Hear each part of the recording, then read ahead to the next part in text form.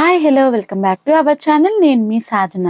మా ఇంట్లో అయితే రెగ్యులర్గా చేసుకునే ఈ చికెన్ బిర్యానీ రెసిపీ మాత్రం మా ఇంట్లో అందరికీ ఫేవరెట్ అండి. దట్టు నేను చేసే చికెన్ బిర్యానీ అంటే ఇంకా ఫేవరెట్. అలా అని చెప్పేసి ఎక్కువ హడావిడి కూడా అవసరం లేదు, చాలా సింపుల్గా చేసేసుకోవచ్చు. అలానే మైల్డ్ మసాలాలతో అయితే ఈరోజైతే చూపించబోతున్నాను. దానికోసం ముందుగా ఒక గిన్నెలోకి నేను ఇక్కడ 1.5 కప్ అంటే గ్లాస్ దాకా అయితే రైస్ తీసుకున్నాను. ఇవి వచ్చేసి బాస్మతి రైస్ అండి. ఇంకా వీటిని అయితే నీళ్లు వేసేసుకొని బాగా కలుపుకుంటూ అయితే వాష్ చేసేసుకోవాలి. ఇలా బాగా వాష్ చేసుకున్న దాంట్లోకి ఇంకొన్ని వాటర్ వేసేసుకొని ఒక అరగంట నుంచి 3/4 గంట వరకు అయితే నానపెట్టేసుకోవాలన్నమాట. ఇంకా దీన్ని పక్కన పెట్టేసుకొని ఇక్కడ నేను చికెన్ అయితే 1/2 కిలో దాకా తీసుకున్నానండి. ఇందులోనే కొద్దిగా పసుపు, అలానే మీ కారానికి తగ్గట్టు కారం ఇక్కడే యాడ్ చేసుకోవాలి. ఆ తర్వాత కొద్దిగా సాల్ట్, ఆ తర్వాత పచ్చిమిర్చి, వెల్లుల్లి, అల్లం 3 కలిపి మిక్సీ చేసుకొని అది వేసేసుకొని ఆ తర్వాత అయితే ఇంకా పొడవుగా కట్ చేసి పెట్టుకున్న ఉల్లిపాయలని వేసుకొని కాస్తగా గరం మసాలా కూడా వేసుకోవాలి. ఆ తర్వాత కొద్దిగా జీలకర్ర పొడి, ధనియాల పొడి కూడా వేసుకొని కాస్త ఆయిల్ అంటే ఒక 2 టేబుల్ స్పూన్ దాకా ఆయిల్ వేసేసుకొని ఆ తర్వాత ఒక చిన్న కప్పు అంత పెరుగు వేసుకున్నామంటే స్పూన్ వైజ్ అయితే ఒక 3 స్పూన్స్ అయితే సరిపోతుందన్నమాట. ఇలా అంతా వేసేసుకొని బాగా కలిపేసుకోవాలి. అంటే ఆ మసాలాలన్నీ కూడా ముక్కలకు పట్టేలా కలిపేసుకొని పక్కన పెట్టుకోవాలి. తర్వాత ఇక స్టవ్ మీదకి అయితే కొద్దిగా వాటర్ తీసేసుకోవాలి గిన్నెలోకి. అందులోనే హోల్ గరం మసాలా వేసుకుని అది మరిగించుకోవాలన్నమాట. ఇలా మరుగుతుంది అనుకునేటప్పుడు మనం నానబెట్టుకున్న బియ్యంని అయితే నీళ్ళని వడబోసేసుకొని ఆ బియ్యంని అయితే ఇందులో వేసేసుకోవాలన్నమాట. ఇది ఉడుకుతూ ఉంటుందండి. ఇందులో నేను సాల్ట్ ఇంకేం వేయట్లేదు. మీరు కావాలంటే కొద్దిగా సాల్ట్, కొద్దిగా ఆయిల్ కూడా యాడ్ చేసుకోవచ్చు.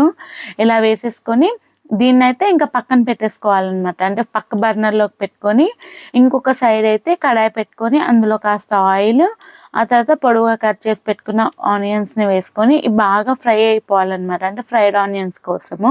ఆనియన్స్ ఇలా బ్రౌన్ కలర్ వచ్చింది అని అనుకుంటే మన ఫ్రైడ్ ఆనియన్స్ రెడీ అయిపోయినట్టు. ఇంకా వీటిని అయితే పక్కన తీసి పెట్టేసుకోవాలన్నమాట.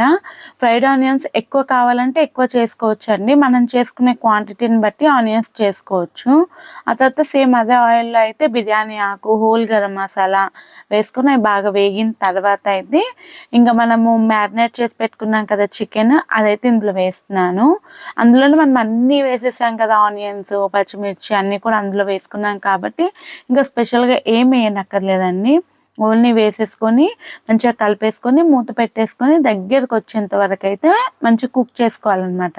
అంటే మరీ ఎక్కువ దగ్గరికి రాకూడదు. ఇలా లైట్ జ్యూసీగా ఉన్నప్పుడు మనము అంటే నాకు గిన్నె సరిపోవట్లేదని నేను మళ్ళీ బగాన్లోకి షిఫ్ట్ చేశానండి. ఒక లేయర్ అంతా కూడా దాన్ని స్ప్రెడ్ చేసేసుకొని మనము పక్కన పెట్టుకున్న రైస్ అయితే 90% ఉడికింది అని అనుకునేటప్పుడు దాన్ని ఒక లేయర్ లాగా ఇలా వేసుకోవాలన్నమాట. మీరు కావాలి అంటే ఒకే గిన్నెలో చేసుకోవచ్చండి. నాకైతే గిన్నె సరిపోలేదు కాబట్టి నేను బగాన్లోకి మార్చాను. ఇంక ఇలా రైస్ వేసేసుకొని దాని మీద లైట్గా ఫ్రైడ్ ఆనియన్స్, కొత్తిమీర, ఆ తర్వాత కాస్తంత నెయ్యి వేసేసుకున్నామంటే ఫ్లేవర్ చాలా బాగుంటుంది. ఇంకా మూత పెట్టేసుకొని ఒక 10 నిమిషాలు దమ్ పెట్టేసాము అని అంటే మన చికెన్ బిర్యానీ అయితే రెడీ అయిపోతుంది. ఇలా వేడిగా కాకుండా కొద్దిగా అంటే మరి గోరువెచ్చగా అయ్యేటప్పుడు తీసి ఇలాగానే మనం సర్వ్ చేసుకున్నాము అని అంటే మాత్రం ఇలా పొడి పొడి రైస్ అనేది ఇలా పొడి పొడిలాడుతూ వస్తుందండి. మంచి టేస్ట్ ఉంటుంది. అలానే మైల్డ్గా ఉంటుంది అనమాట మసాలా కూడా. మరి ఎక్కువ స్పైసెస్ కూడా ఏం వేయలేదు కాబట్టి పిల్లలు కూడా చాలా ఇష్టంగా తింటారండి. బయట కొనే పని లేకుండా ఇంట్లోనే ఇలా ఈజీగా చికెన్ బిర్యానీ ఒకసారి మీరు ట్రై చేయండి. మీకు నచ్చుతుందనే అనుకుంటున్నాను. మీకు నచ్చితే లైక్ చేసి సబ్స్క్రైబ్ చేసేసుకోండి. మరిన్ని రెసిపీస్ కోసం మన ఛానల్ని అయితే సబ్స్క్రైబ్ చేసుకోవడం మర్చిపోకండి. ఇంకో వీడియోతో ఇంకో రెసిపీతో నేను మీ ముందుంటాను.